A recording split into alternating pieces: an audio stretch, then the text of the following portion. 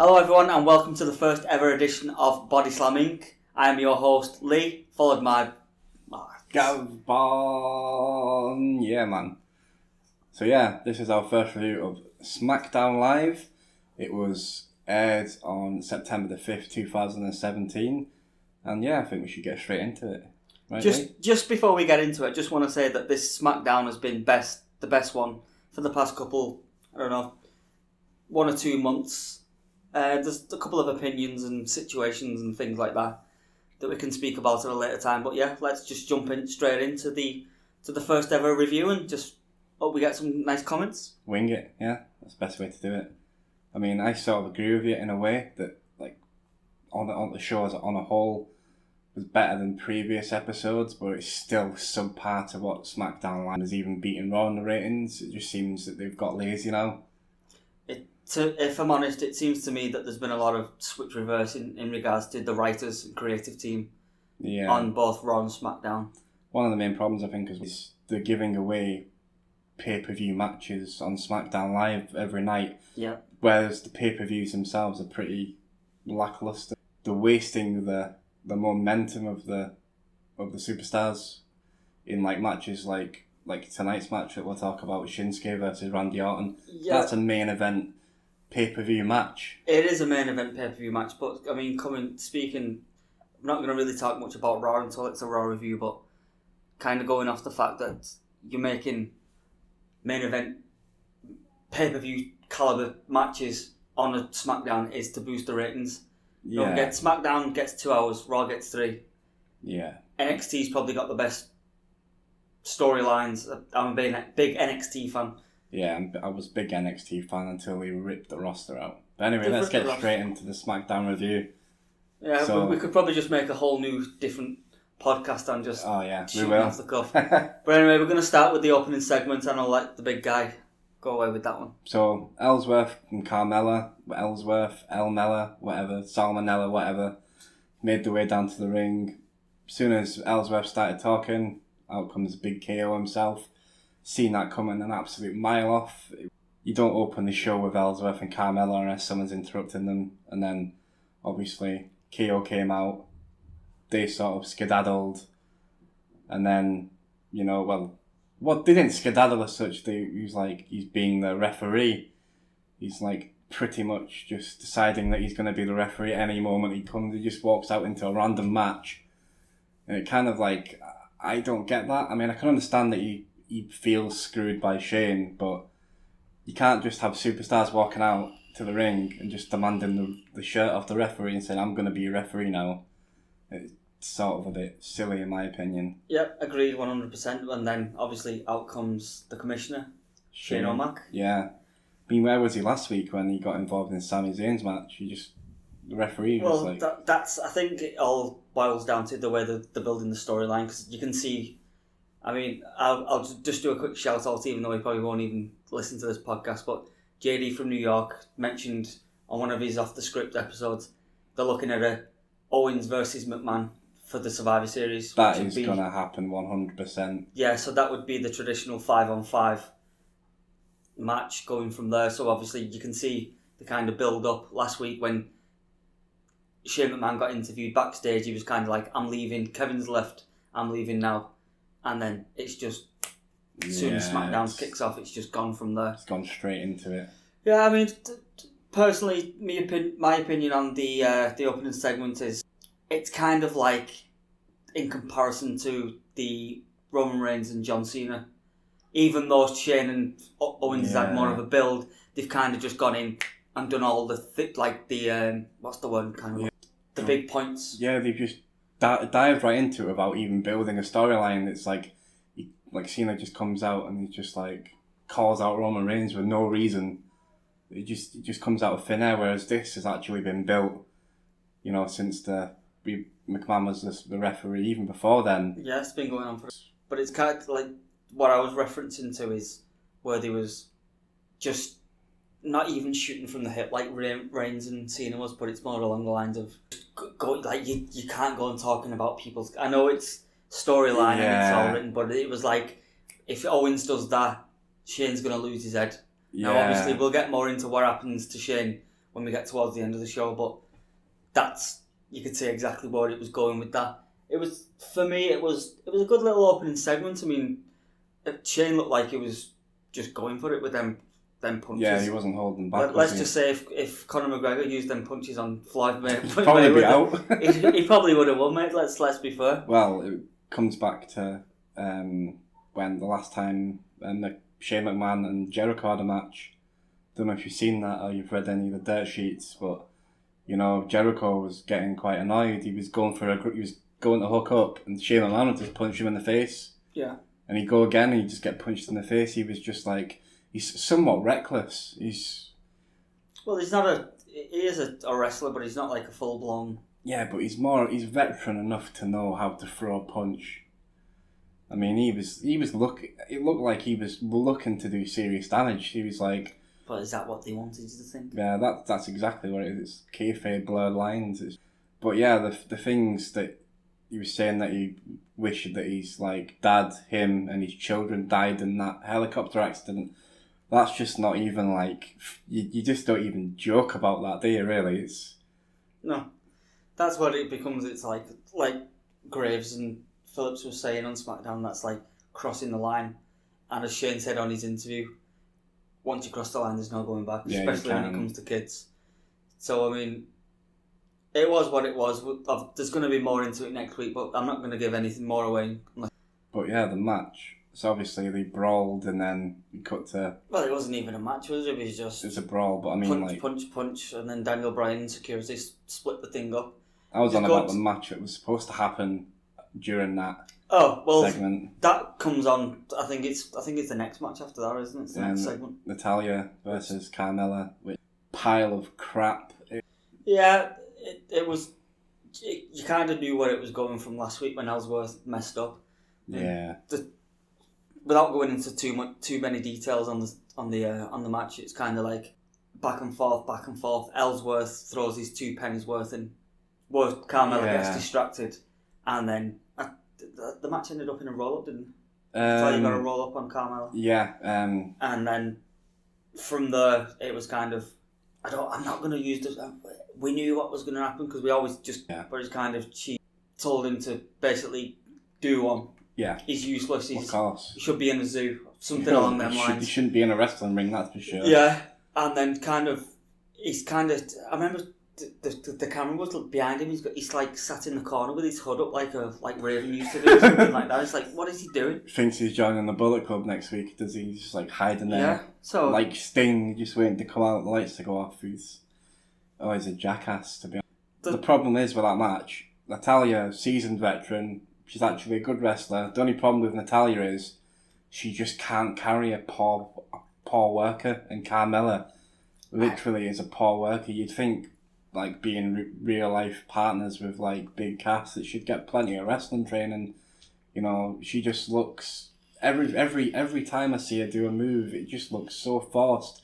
She's relying so heavily on the other person to carry her through the match, and it breaks my heart to see Natalya constantly. I mean, when Natalya took the title, I thought great, but the problem is there's no one really on SmackDown Live other than Charlotte. Becky Lynch, yeah, but even then she's hit or miss. She can't talk.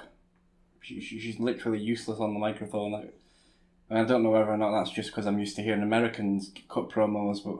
It's like probably when if Americans even listen to this podcast, they're like, drinking the tea. Well, we're not drinking tea anyway. Yeah, well, but yeah, match ended. Natalya won. Does nothing for Natalya. Carmella is the new Eva Marie. Well, she's not that bad yet. But did you notice last week she had like a singlet on with tight, and then this week she's gone back to what she always was previously. Well, yeah. That's just a quick note. But to summarise that segment, it was the breakup of Carmella's well, the beginning of it, they had a backstage later on. Oh yeah, no, but we'll. Yeah. We'll fast forward into that. We'll try and cover I don't think we've actually made... Aiden English against Sami Zayn. Aiden English versus Sami... Now, to be honest, mate, I was really surprised by the outcome of that match because I know last week Owens was the ref and he popped up powerbombed Sami Zayn. Yeah.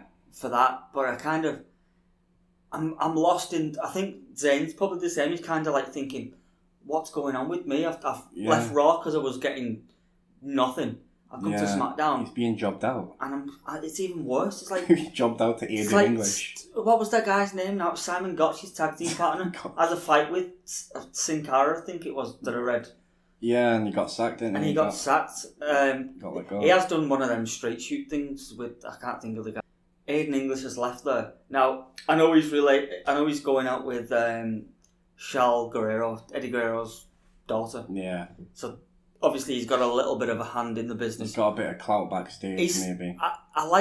He's one of them. He grows on you every time you see him. If I'm honest. See, I'm the complete opposite. I just don't get it. I mean, I don't get the gimmick. I mean, well, I do get the gimmick. He's always had that gimmick. Yeah, no, but like it's like Elias Sampson.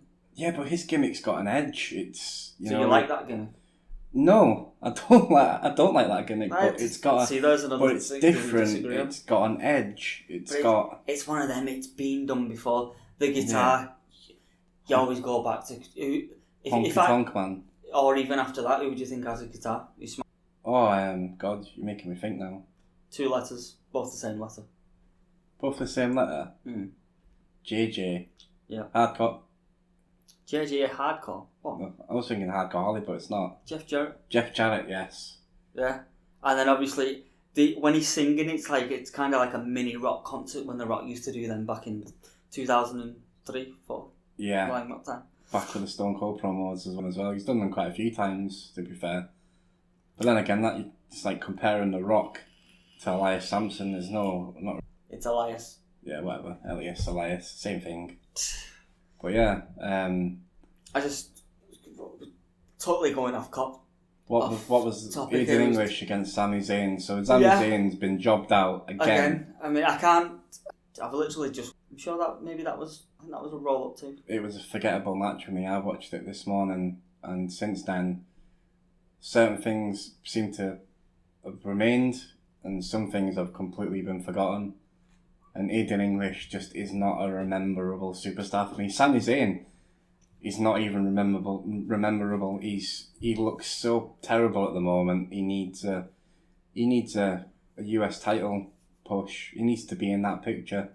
Yeah, but it's the same stuff with Raw with like Balor, Wyatt, a few more to mention. But with the US title, Styles has got it.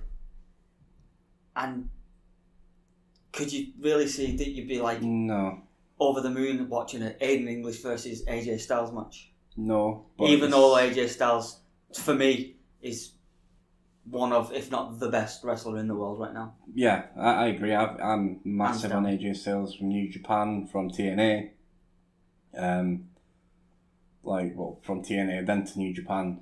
Like, I watched TNA mainly for AJ Styles. Like, I was big on him. Yeah, me too. There was back in them days, there was AJ Styles, he's on SmackDown. Samoa Joe, he's on Raw. Bobby Roode, he's on SmackDown. No, he was on NXT, but now he's on SmackDown. Yeah, and there was... I mean, even Austin Aries. You used to watch TNA for Austin Aries. Yeah, I'm a big Double A fan. Now he's left because he was stuck on 205 Live. Well, of course, I'd complain as well. I'm not going to get into the 205 Live, but let's just say Enzo Amore deserves to be on 205 Live. I'm just going to leave it as that. I'd have just sent him. Oh, because that's a promotion. Well, I suppose. But yeah, another person that of recent times has had all his momentum. He won Money in the Bank, cashed it in, lost. John Cena buried him because John Cena buries everybody. And then obviously not in the title picture at all. And he beat Ty Dillinger tonight. Well, last night, however you want to say it. Right result. Do you reckon? No, for Ty Dillinger, no. Corbin, yeah. But obviously, we know who won the match now because obviously Corbin won. And then after that, obviously, there was the backstage segment with Styles coming up. Yeah. But I don't know if it's just me, but it's like Styles is coming up to him saying, well, you did well against me last week, even though you tapped out in like a minute too, and then you did well tonight too, but you lost again. Yeah. It's like he's kind of throwing the sympathy card out. It's like false praise, isn't it? Yeah. It's like it's like your dog breaks its leg and it's like whimpering around the floor. It's like, well, you've got a broken leg, but at least you're trying to walk. Yeah. You have a title match. It's like, what? No, I see what you mean with that. It's just kind of, it's confusing where he's going saying the Open Challenge is just for you next week. I'd have rather seen Dillinger win the match. But then to essentially... it buries Corbin. Yeah, but Corbin's been buried. But he needs to get back up. It's a lose-lose match, that, because whoever lost... But it's not lose-lose, because Ty Dillinger's got a title match. And he's lost two matches on the trot when he gets a title match. Corbin wins Money in the Bank, gets buried by Cena, has one of the worst pay-per-view matches I've ever seen Cena wrestle. It's like Cena just did not care about the match at all. And I think even on that, there's mixed kind of... Obviously, I've already shouted out JD. I'll give him another shout out now. Disregarding Twitter. He's been going on Twitter. He's been blocking superstars on Twitter. Oh, JD? No, Baron Corbin apparently went on a big blocking spree as well. The whole thing of losing the Money in the Bank and then obviously getting beat by Cena, they thought the Dirt Sheets were saying, I'm not going to reference any because I can't think of who they was off the top of my head, but it was kind of like they were saying Cena disapproved of Corbin. Yeah, I heard that as well. But now it turns out, from what I was listening to in work on a podcast, was Corbin had a dispute with a doctor, one of the WWE doctors. Oh, wow. Apparently about NFL concussions. They didn't really go into many details after that. Yeah, I can understand that after that, after all the So that's why he's been demoted, but then they've still got faith in him. Because even if you look, he's got new music, he's got a new Titantron. I like Baron Corbin. I do myself. I mean, he's a bit dry, but, you know, he's only young, he's got time to develop. He kind of reminds me of a more butch Drew Galloway, if that makes sense. Like when Drew Galloway left, well, when he got left from WWE, and he was doing like I think it was ICW over here, and then TNA. You know, he's just got that leather jacket kind of edge, rocker, big guy. Calvin's literally just a big guy who looks like he listens to metal. Who's Calvin? Calvin. Did I say Calvin? It's fuck's Calvin. Sorry, I didn't even know. Well, it's been a long day, to be fair. But yeah, and it's only our first one. We'll get there in the end. I know, but yeah. So Corbin. I know you meant. Corbin. I was hoping he'd win the title, to be honest. But yeah. So obviously what we were talking about earlier with Natalya, Carmella, and then obviously Ellsworth and Carmella backstage. Ellsworth's like, "Oh, don't leave me. You'll do anything to stay with her." And then she's like, "From now on, it's her way or the highway," basically. Gives him a kiss and then slaps him. It's like... That was like some... Did you see the look that she gave him after as well? It was like strange kind of storyline. It's going to be like... Ellsworth will be coming out with like dog chains on. Yeah, I can imagine he is like the gimp of the wrestling world. He's like... He's not even a wrestler. He can't work. He can't talk. Like, what is his role? Who is he slipping behind closed doors that... He's on SmackDown? I don't know, it was just... If you remember, Ellsworth's first match was against Strowman on Raw, and he got demolished in about 2 minutes. Yeah, but then again, it's Strowman. Strowman's big guy. I'm not going to compare him to any of the other big guys, but it's like another thing I read. It was either... I listened to Jim Ross and a Stone Cold podcast today, and it was either... I know X-Pac was on Austin's podcast. X-Pac, Sean Waltman. It was on Ross's. But they were saying apparently Strowman and Big Show are good friends backstage. He calls him his wrestling son and he calls him his wrestling dad. Wow, so they're quite close backstage. So they're close, obviously. The chemistry that them two have in a match, as you'll see, even on Raw. It's a lot better than it is when Big Show against Big Cass. It just looks... Oh yeah, that was... Big Show's lost a lot of weight as well, though. He's done really well to get in the shape. He's like £390 now or something. I think he's dropped like 100. He's slimmed right down. He's he looks great. He looks in the best shape of his entire career. Yeah, he's at the end of his career, and to be honest, he's one of those veterans that doesn't mind putting someone over. He doesn't mind being the... Yeah, because he's been there before. Yeah, he's literally just doing what he loves, collecting his paycheck and enjoying it. And whereas Strowman just can't do anything wrong at the moment. I think I'd be interested to know who's going to knock him off his perch. I don't think Roman Reigns is the guy. I don't think Roman Reigns should be the guy to knock him off his perch. Roman Reigns is the guy. Yes. And it's his yard. I like how we're discussing Raw on SmackDown review. Yeah, it sort of goes off on tangents. Just kind of shooting the breeze. We've gone from Ellsworth to Roman Reigns in seconds. Yeah, so speaking on that, we'll just switch up, and as I'm looking now, the next note that you got written down is it's Shinsuke Nakamura versus Randy Orton. A pay-per-view main event match on SmackDown. Again. But obviously the rules and stipulations to this one is the winner faces Jinder Mahal. Jinder my balls. Literally. For me, the worst WWE champion I can ever remember being. Yeah, and especially in the last 4 or 5 years at least. So all he does, he looks like he's just shoveled steroids down his throat. Well, I was watching one of his training videos on He does train hard. He trains hard. I mean, it's not. I think now more than ever they're really strict on the steroid stuff. So I don't think that he's on them. I just think he's took a good couple of months off. Like I remember he was on Talk Is Jericho, and he was saying like when he got released from 3MB that he took. Apparently he was drinking a lot, and then he just kind of like switched his the light come on, and he was like just training, eating healthy, and all that stuff. I mean, I think people. How is it? Don't want to come. Don't want to sound racist. No, I don't want to. Obviously, because me being half Spanish, even. Yeah. But like tan people and the darker. They generally have better physiques anyway. Better genetics is what you mean. Genetics is what I'm looking for. Is that the word I'm looking for? Yeah, genetic. They've got different. So like genetics. Obviously, I think even me myself talking, if I like didn't drink or went to the gym every day, then you'd see a massive improvement definition wise. Pack.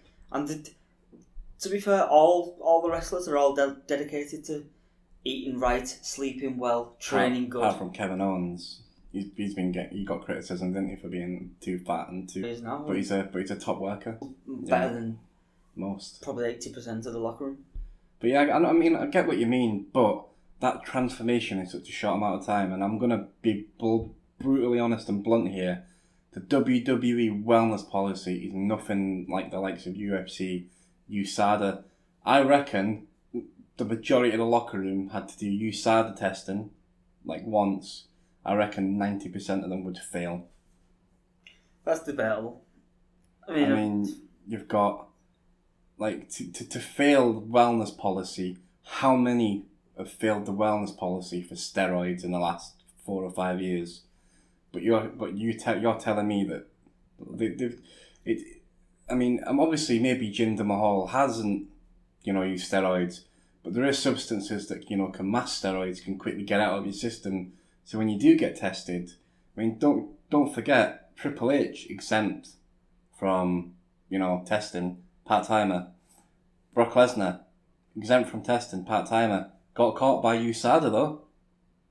UFC. That one appearance at UFC, got caught, steroids, banned for a year. Yeah, I'm not really clued up on all these steroids and stuff. He's the last person I thought would take steroids, even though you can imagine him taking them. Brock Lesnar, because you think, well, he's never been flagged under the wellness policy, so how good is it? This is definitely a podcast for another day, but the wellness policy... I think this one's for another day as well, to be honest, the way it's going. Can't be that stringent and strict, because there is no way Jinder Mahal did that with a couple of months in dedication. His veins are popping out of his arms. Yeah, they are. If you look at him like 9 months ago, he wasn't in shape at all. No, he wasn't. It's like Kevin Owens coming out like Batista. It's like, what the fuck? You know what I mean? Yeah. What's happened? That's like a strange comparison. Yeah. I just think, let's just call it a day on that one, because I think the way it's going, mate, it's going to be a late night and we're going to end up doing another podcast. So Nakamura, Orton. Yeah, I mean... Good spots. Good spots. Obviously, Nakamura's great work. Orton's one of the best. He's just an actual... Orton. I love Orton. I mean... Randy, he's brilliant, Randy Orton, but I think he just needs to be a heel because the face thing just is... No. It's not doing it for me. No, he's never really been able to pull off a face. He can pull off a heel perfectly. He just can't be... He's just one of those wrestlers that can't be a face. He just doesn't look believable. I mean, some of the things he does, some of the expressions, like when he's, running out and saving people, even then, it's borderline questionable. When he's a heel, like back when he had that, I mean, I'm only going to mention it and I'm going to go straight back onto it, but when he had that feud with Triple H, and he's like kissed, like DDT'd Steph and kissed her. Yeah, that was some good work. That's heel. That is proper brutal, abusive heel. Like, He's gone from kissing Steph, DDTs and RKOs and punts to the head to that move's banned now. Yeah, I think all kicks to the head and stuff like that's banned. Same with curb stomp. But yeah, it's gone from that to like kissing babies and like saving people and like being the face. But Nakamura. But the problem is with that match, see, Orton's not a pure baby face. I mean, he just RKOs people for nothing. You know what I mean? For fun. Yeah, I think that's one of the reasons he's probably got a bit of heat on this edition of SmackDown. I mean, this crowd, is a quick thing for you now. If you remember watching SmackDown when Mahal was in the skybox, and the camera turned to the ring, and you could see that whole, not the hard camera side, the other side of the arena was literally all cordoned off. There was 2 or 3 rows at the front, and that was it. From the stage till the other corner was dead. But you could hear that in the crowd, because when they was chanting it kind of sounded hollow, like it was in like a sports centre or something. Five-a-side. Yeah, little five-a-side arena. And for me, that kills it, because obviously anyone who watches wrestling, if you say, I've got tickets for Raw, I've got tickets for SmackDown, which one would you want to go to? I'd go to Raw every day of the week. Everybody says that. It just seems a bigger show. Well, because it's the flagship show, or that's what they make it look out to be. That's what they make it believe. I'm getting an extra hour and all this stuff. But I actually stopped it on the computer when it went to the third, because I remember going watching SmackDown in Liverpool a good few years ago. Was that when Paige came out? I'm not a massive round of applause. I'm not too sure, mate, but it was like I went to the Raw and that was completely rammed, and then I went to the SmackDown and it was like last night was, half of it was closed off. Yeah. And for like 2-3 years they wouldn't come to Liverpool, because as you know, they come to England 2 times a year. Yeah. Show wise. Like mainstream shows. Yeah. They do like the WrestleMania. Yeah, usually they do one down south like London or Birmingham, then they'll have one in, like they did use Liverpool. They've not used it for a bit. Probably Manchester's probably the biggest. Well, Manchester, they have got, I think it's the 5th and 6th. Manchester's got Raw and SmackDown. Televised shows this year. November, isn't it? We might look at getting. You should do. But yeah, Nakamura wins. Right decision. He needs all the momentum. Since he debuted on SmackDown, I don't think he's done nothing. He's not. He's feuding with Ziggler, who's the ultimate job. Yeah, I mean, Sami Zayn's got hope. Sorry to cut you off there, but something added on that we haven't obviously made notes of there is when Ziggler come out, he took a good 15 minutes of time, just comes out to John Cena and then Naomi, and which I found disrespectful. Randy Savage. Yeah, that's one reason why I didn't mention Ziggler. He's just such a no mark. It's like, but he's good in the ring. Yeah, you can't say he's not good in the ring. He's one of the best workers. He's one of the best sellers as well. But WWE Creative just haven't got a clue what to do with him. They gave him the ball, and what did he do? Got concussed, and then he lost. Then he's never had that momentum back. No, he's not. That pop when he cashed it in against Alberto Del Rio, 2011. That pop was like Brock Lesnar coming back, John Cena pop. That was just one of the biggest pops. I honestly think Yeah, I think his contract's up in like a month, maybe 2 months, October, November. He should do what Cody Rhodes. Just go and make a name for himself in nude. Look at. We are talking Cody about Rhodes. Nakamura here, aren't we? Yeah, well no, we're talking Ziggler. We're talking Ziggler because we flipped back. We missed the part of. Yeah, I don't think Ziggler. I wouldn't send it. Cody Rhodes is actually. I like Cody Rhodes. I'm a big Cody Rhodes fan, especially when he was. I'm a Ziggler fan, but them two are friends as well. I'm a Ziggler fan, but there you go, Bullet Club. He's been booked so terrible. As Cody Rhodes was, that's why he left. Yeah, well, there's a difference between Ziggler and Stardust. As Drew McIntyre was, and that's why he. Well, I think so. Yeah, they got rid of him. He was the next big thing. He was being hyped as Vince McMahon's future champion, the chosen one. Yeah, and then it just sort of dropped off. Same with. I'm not going on a tangent, and I'll say one name, but Mr. Kennedy. It's like you pissed the wrong person off backstage, and that is it. You're gone. It's all politic based. Yeah, it's political. But we love it. We watch it every week. What can we say? Kinshasa, bang, 1, 2, 3, clean win, good win over Orton. And just on that match, if you notice, because it was kind of like a Kinshasa from hashtag out of nowhere. I'm using the abbreviated things, even though you can't see. But if you noticed, once Nakamura got the pin 1, 2, 3, he rolled on his back, and you could see them speaking to each other on the camera. Yeah, he does that. The camera work on this week's SmackDown was absolutely terrible. Awful. It was the worst I've seen in a good while. I'd be surprised if half that episode's not on Botchamania. It probably will be, to be honest. I mean, you talk too much. Da-na-na-na, yeah. Like literally just calling spots. There's Shinsuke like laying on the floor going, "Hey, Randy." I don't know what he said. You couldn't make out what he said. But you can't make out what he says when he's speaking in the microphone half the time because of his gum shield. Right. So you got the 1, 2, 3. They were speaking to each other. Kind of. That was it.